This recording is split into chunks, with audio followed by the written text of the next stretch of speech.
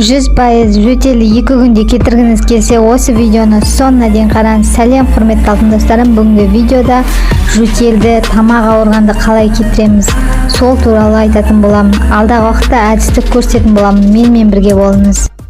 Достар, каналыма тіркеліп, лайк басып және кері байланыс беріп отырыңыздар. Және де қоңыраушаны басып қойыңыздар. Менің әр шыққан видеомда бірінші болып көретін боласыздар. Достарыңызбен бөлісіп қойыңыздар. Ол біздің канал үшін өте маңызды. Жағдайында тамақты емдейтін заттар. Бірінші ол үшін бізге керек йод, кәдімгі йод. Содан кейін ас содасы. Содан кейін тұз. Ас тұзы. Сосын су керек.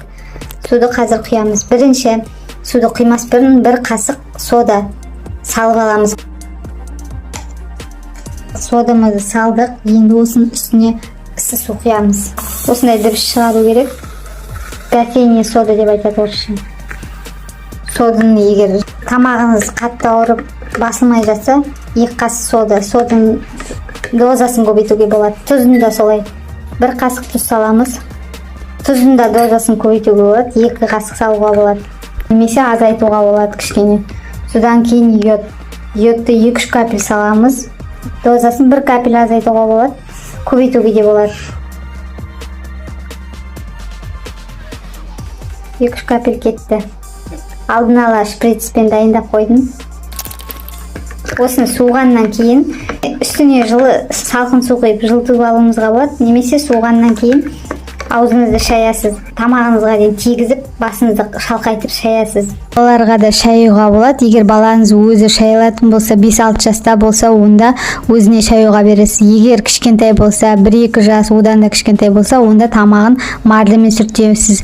Біздер отбасымызбен өзім де қолданамын. Отбасымызбен осыны қолданамыз. Яғни балаларымды шай алмайтын балаларыма мен марлемен сүртемін.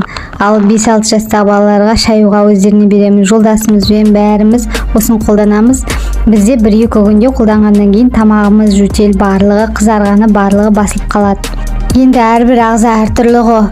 Бірақ та бұл көмектеседі деген ойдамын. Бұл ең нағыз эффективный деген әдісті сізге айтып отырмын. Маған бір дәрігер айтты, сізде ангина бар деп, ісініп тұр деп. Сосын мен осыны қолдандым. Сол кезде бірнеше рет қайта шая бердім. Осымен басылып қалды уже. Менде қызу температура болды, ангина болғасын. Бірақ барлығы осы әдісті қолданғаннан кейін бірінші тамағым басылды, содан кейін бір ангинам кетті, сосын қызуым да басылды. Бұл заттардың барлығы үй жағдайында бар. Бұл үй жағдайында жасалатын заттар. Сода, күнде үйде тұратын йод, аптечкамызда тұратын тұз, тамағымызға салатын барлығы үй жағдайында жасалады. Өте қарапайым, әрі өте эффективный супер әдіс. Видеодағы әдіс 100% көмектеседі деген ойдамын, достар. Денсаулықтарыңыз мықты болсын. Каналыма тіркеліп кетіңіздер. Достарыңызбен бөлісіңіздер. Сау болыңыздар.